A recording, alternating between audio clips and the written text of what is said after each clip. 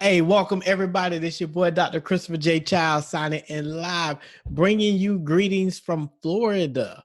Bringing you greetings from Florida. Hey, it's hot and sunny outside. Yes, the kids here are out of school also, but it's at least Florida. No offense to people that live in other places, but Florida is nice and sunny. All right, today's episode, I made them short, I made them quick, I made them to the point. If you all follow along, you can see where I have the different dates of the different ones that are listed. I also have it set up now where if you want to go on Facebook, you can go on Facebook. All you have to do is click Facebook, click the video. It's going to take you on Facebook, and I'm monitoring that stream over here. So again, if you see me looking off, I'm not ignoring what's going on. I'm just monitoring the Facebook and your chat. And what's cool with Facebook, you can share it with your friends. It's great that people are coming to my website. Like, it's cool. But Facebook just allows you to do more of the chat. And then if you're on the website, I got the chat feature going. I got everything going. I got everything going. I got it all. I got it all. 10 things every mathematics educator should know. 10 things every mathematics educator should know. Just 10. Just 10. You can disagree. You can agree when we do the Ask Dr. K Child show at the end. As always, you can submit your questions to christopherchilds.com/free workshop. And that'll give you the opportunity to go live. So I'm going to be checking my emails. I'll give you a call if you submit a question. If not, I got other questions that are in the repository for people. So here are the top 10 things. Even though they go 1 through 10, the first one that's number 1. Everything else, the order can be mixed and matched, but the first one is number 1. I don't care what you say. That's not up for argument. That's not up for discussion. The very first one is the first one. All statements and opinions are my own. As always, I do a CYA. I'm waiting for one day somebody gonna try to sue me, but I got a heck of a team around me, and my team is like they real deal. So if you do try, like, oh, Chris said this, I promise you, my team is the real deal. They're the real deal. Just FYI. All right, so today, got to have a learning goal. Participants will learn 10 essential things. This is what every mathematics educator should know. Not some, not all. Every mathematics educator needs to know these things. Not for the debate. I'm going to give some bonuses on that at the end. I may think of some other ones, but these are the top 10 things. Number 1, culturally responsive mathematics teaching. That's it. Like, this is number 1. It's number 1 for a reason. I was talking to a colleague earlier today, and we've been beating around the bush for years about this culturally responsive teaching piece and, how important is it? I'm at the point now. This is number 1. No matter what, this is the number 1 point. At this day and age, you all are starting to figure out, especially with the virus going around, we're more similar than we are different, which means if we're more similar, we need to bring in everybody's culture into it. It can't be everybody has to assimilate. No, we got a lot of similarities, but we need to bring everybody's culture into this thing. As I always say, you've been lied to. America is not a melting pot. America is one good salad. What do I mean? To have a good salad, what do you need? You need a lot of good things in the salad. You need lettuce, tomatoes, you may do croutons, you may do fruits, you may do vegetables, you may do, I'm about to say vegetables and say carrots, that's a vegetable. But you need all those pieces. That's what makes a good salad. That is what America is. America is not an assimilation piece. We want everybody to bring in what they have unique and special to the table. Number 2, and it starts in mathematics classes. That's why culturally relevant mathematics teaching is important. The second thing, every mathematics educator should be familiar with the mathematical progressions. Like, at this point, the Common Core standards have been out a long time. So that means we should be familiar with the progressions. Why are the progressions important? I didn't say they were perfect. I said they're important. It shows you how students learn different content. It shows you where things lie along the continuum, and it's how we got the standards. So if you have a better understanding of what are the key prerequisite skills students need to bring in before you teach something, it's going to make your lesson better. And then you know exactly, hey, where am I going to take my students to afterwards? A lot of times we're just teaching willy-nilly. We need to understand that mathematical progression. Every educator should be familiar with the mathematical progressions. If you Google progressions, it's going to come up. But you need to understand and know the mathematical progressions. The third thing And again, number one is number one. Like I will fight you over number one. The rest of them, any order, but you need to know these. Every mathematics educator should understand the difference between high quality tasks and low quality tasks. And I put quality instead of level. I'm trying to simplify the language. What do I mean? High quality tasks or high level tasks are ones that are really going to engage, teach students in mathematics and problem solving. Low level tasks, flat fact fluency, rote routine tasks. I got to do some skill build. That's low routine. That's routines. As a mathematics educator, every student deserves high quality problem solving or high level mathematics or high cognitive demand tasks. However you word it, they deserve rich problem solving environments. In the fall, my biggest fear, everybody's gonna be like, we gotta remediate for so long to get the kids ready. Start off in August with rich problem solving. It will change the world. Do not, oh my gosh, do not in August talk about all the skills that they missed. They lack the basic skills. We can't keep going back. We got to go forward. And it's one of those things when you teach through rich problem solving tasks, high quality tasks, you can go forward. The next thing, number 4, educators need to understand and know form of assessment. When it comes to I meet so many educators. I'm like, how are your students doing? I don't know. Or they wait to the end of the year test and then they're like, oh my gosh, my kids fail.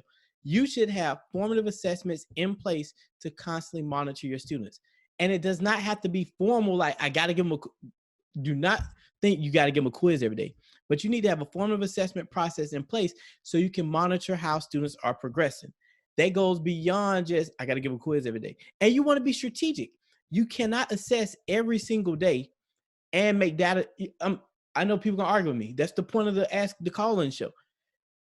Think about if you're over assessing. I know some people every day they give a formal assessment every single day, and literally they're barely getting them graded, let alone using that data to inform instruction. The goal and purpose of assessment is to inform instruction and help students know where they are. So think about, do you have a good formative assessment process? Why do I say a process? It's not about assessing students. It's not just about students getting grades or finding out where they stand. It's about students acting upon upon that assessment and acting upon that feedback. When students act upon the feedback, that's where you get the formative assessment process. Because if students are not acting and changing, or if you're not acting and changing, you're not doing anything. Number 5, connections. This is connections from you being able to make connections with the material to also helping students make connections with their peers and their problem solving methods. As the old folks say, there's more than one way to skin a cat. We got to understand. That was like kind of weird when you really think about who wants to skin a cat. But I don't even know if they ever skinned the cat. They used to say it. All right, this is neither here nor there. But with the connections piece, how are you making connections? You need to understand the progressions. When you understand the progressions, you have a better understanding of the standards. And then when you're using rich tasks, it allows you to naturally make connections between the material, but also helping students make connections in discourse. Number 6, concrete, representational, abstract. Some are like, what the heck is that? This is a sequence of learning. It's not a rigid sequence. I talked about this on an earlier episode, but this is a sequence that students need to understand and go through. And when I say students need, you're not telling them this is concrete, but it's looking at, think about the development of making sense of something. I'll make it simple for the sake of time. Concrete, think about students using those physical manipulatives. Representational, can they take those physical objects and then if they want to draw a picture or do something of that nature, imagery wise, they can go to a representation stage. They don't need the concrete. And then when they get to the abstract, they're not using the objects. They're not drawing the picture. They're actually just writing it out in a formulaic way. So that's where we're at. That's in the simplistic form. Like I can go much deeper. Like, trust me, I can go deeper.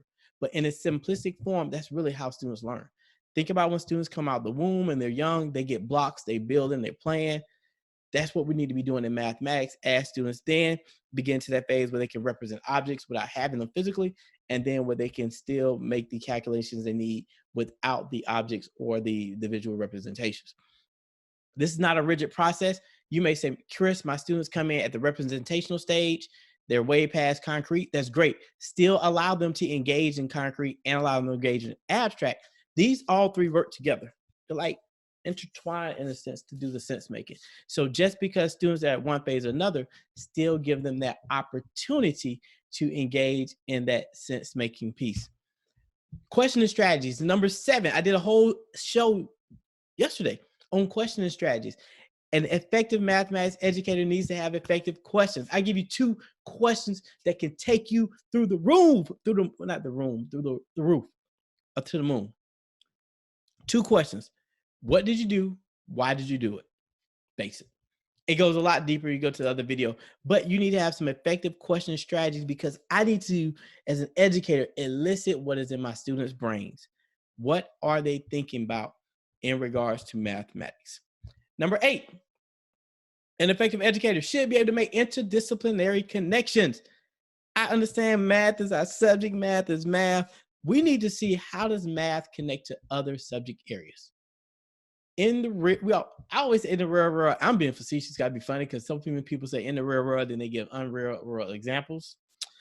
But with that being said, we want to make interdisciplinary connections so students see mathematics is not in a box, but they can see the beauty of mathematics in other areas and other places. So we want to think outside the box and think inside the box in a sense. How are you making interdisciplinary connections with your colleagues and with different ones? And for me, it's not about you have to be the expert in every area. I partner with so many people in the field and outside of my field. Like I was on a call earlier today with someone who's going to be on the show next week, and their area was expertise was ACT, SAT. And they were like, Chris, what are your thoughts? I said, I have thoughts, but you're the expert. That's why I called you. The same thing when I work with people in science. I may work with someone in technology, ELA. I don't look to be jack of all trades. I know math, and then I collaborate with others. Number 9, to be an effective mathematics educator, you need to be familiar with tools and manipulatives. I did a whole show on that. Yeah. Why is that important? Hey, every day I bring up pieces. I have to be careful what paper I bring up. I have like confidential like papers in here, stuff from projects that I'm working on. What's this paper? All right, that's a good one. You're not gonna see what's on the other side because this is like a major project. But here's this. Math is not this. That was a worksheet. If you don't know what that is, that's a worksheet. Math is not a worksheet. Math is not static. Math is everything in the beauty around us. That's mathematics. We need to allow students to use tools, engage in the use of manipulatives to see the beauty in mathematics. I gave a shout out to, I rarely endorse anything. I did give a shout out on another episode to a cool product that's out there. That's a tool. You go back to the other episode and check it out. I did give them a shout out. Like, I really like what they're doing with that tool. Every mathematics educator, this is number 10. Again, this could be number 2. Number 1 is culturally relevant. I'm not moving that one. But the importance of problem solving. I think I put this in number 10, not because it's the 10th thing, but I want to like end on a bang. As mathematics educators, we need students, and we need to, not even students, we need to understand what is the importance of problem solving. How often do you engage your students in authentic problem solving? Think about that for a moment. How often? Is it daily? Is it if we have time? Is it sometimes? Every single day, students should be engaging in authentic problem solving. It is imperative. Authentic problem solving is going to change. Think about what's going on right now with this pandemic. It's not even epidemic, pandemic. Think about all these exponential graphs that people keep showing and nobody really know what they mean. They just know, oh my God, the numbers getting bigger. That's problem solving. Right now, we have problems, basic problems in regards to how do we test people. Those are problem solving. Students need analytical skills. They need comprehension skills. They don't need a worksheet. Like right now, I don't know. The person that does news conferences, number 45, he probably do need a worksheet. But everybody else needs problem solving abilities to make sense of what's going on. So that's why every day, you should be engaging students in high level problem solving. The last thing, this is a bonus.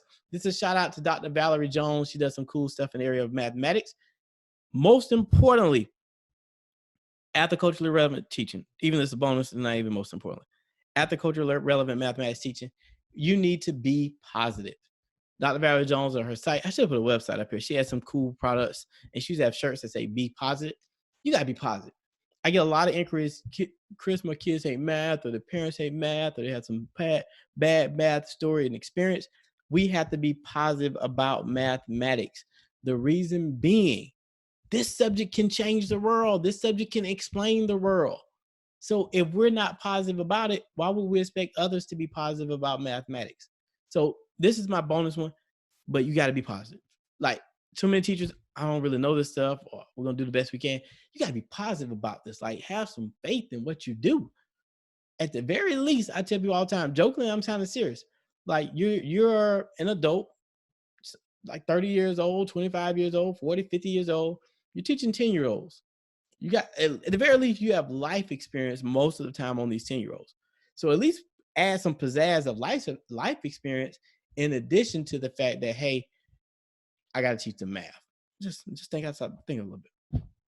As always, check out the Inspiring Educators podcast. We post bi-weekly. This episode, the newest episode, is Schools Are Not Prepared for Crisis. I had to look at the episode title like I didn't know it. I recorded it.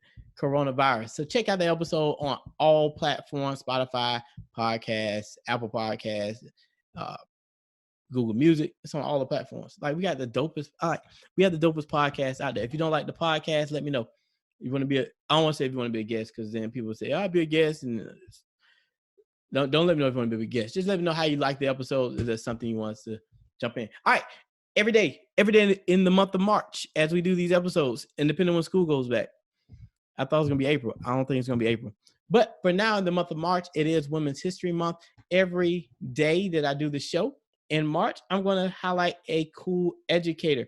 And this particular educator, I'm taking a picture in like a little video just so they really realize I shouted them out as a spotlight. So I'm shouting out women mathematics educators across the country every day on the show. Today, Mariana.